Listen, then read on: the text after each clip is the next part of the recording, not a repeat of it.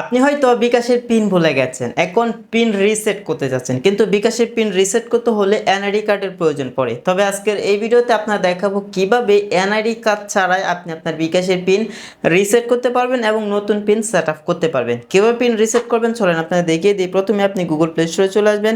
Google play স্টোরে এসে search টাইপে আপনারা লিখবেন বিকাশ। বিকাশ লেখার পর বিকাশ অ্যাপ্লিকেশনটি চলে আসবে। তারপর বিকাশ অ্যাপ্লিকেশনটি আপনারা ইনস্টল করে নেবেন। আমার ইনস্টল করা আছে, এখন হচ্ছে আমি ওপেন করব।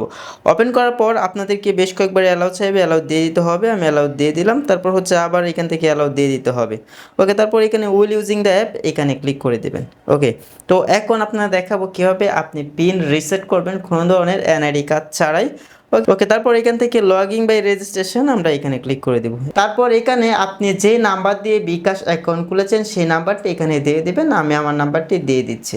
ওকে, নাম্বার দেওয়া হয়ে গেলে তারপর এখান থেকে পরবর্তী এখানে ক্লিক করে দিবেন। পরবর্তীতে ক্লিক করার পর আপনাদের ফোনের মধ্যে একটি ভেরিফিকেশন কোড আসবে। সেই কোডটি কিন্তু এখানে অটোমেটিকলি নিয়ে নেওয়া হবে। আপনারা হয়তো জানেন যে সেই কোডটি অটোমেটিকলি নিয়ে নেওয়া হয়। এখান থেকে অ্যালাউতে ক্লিক করে দিবেন। অ্যালাউতে ক্লিক করার পর এই মুহূর্তে আমরা কিন্তু পিন ভুলে গেছি, এখন আর পিন চাইলে আমরা দিয়ে লগ ইন করতে পারবো না, যেহেতু পিন ভুলে গেছে।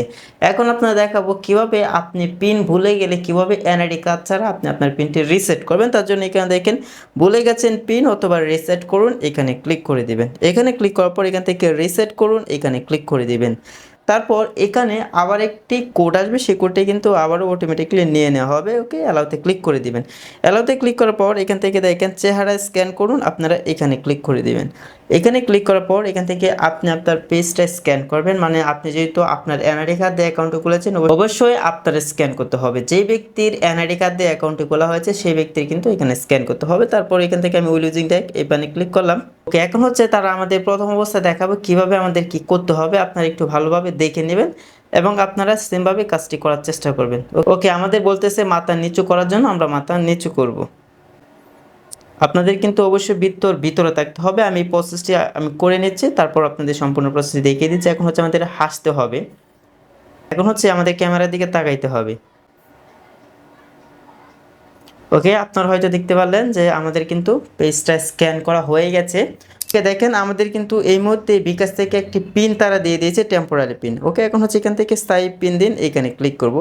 স্থায়ী পিন হচ্ছে আপনি যে পিনটি এসএমএস এর মাধ্যমে পেয়েছেন সেই পিনটি এখানে আপনাদের দিয়ে দিতে হবে।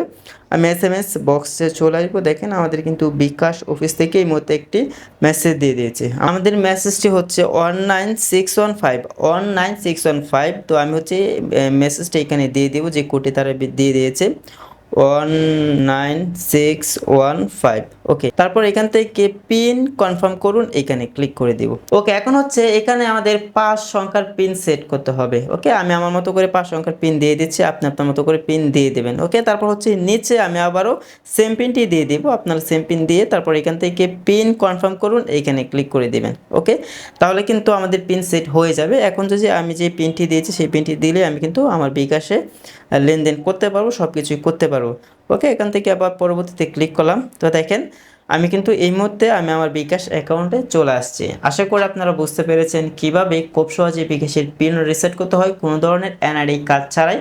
তবে আবার আপনাদের বলতেছি, যেই ব্যক্তির এনআইডি কার্ড দিয়ে বিকাশ অ্যাকাউন্টটি খোলা হয়েছে সেই ব্যক্তির চেহারা স্ক্যান করতে হবে। আদারওয়াইজ অন্য কোনো ব্যক্তি দিয়ে স্ক্যান করলে কখনো পিন রিসেট করতে পারবেন না। আশা করি আপনারা আমার কথাগুলো বুঝতে পেরেছেন এবং পরবর্তী কি রিলেটেড ভিডিও চান আপনারা চাইলে এই ভিডিওর কমেন্ট বক্সে কমেন্ট করে জানিয়ে যেতে পারেন। আমাদের চ্যানেলে নতুন হয়ে থাকলে চ্যানেলটি সাবস্ক্রাইব করে রাখবেন। তো সকলে ভালো থাকবেন, সুস্থ থাকবেন। আল্লাহ হাফেজ।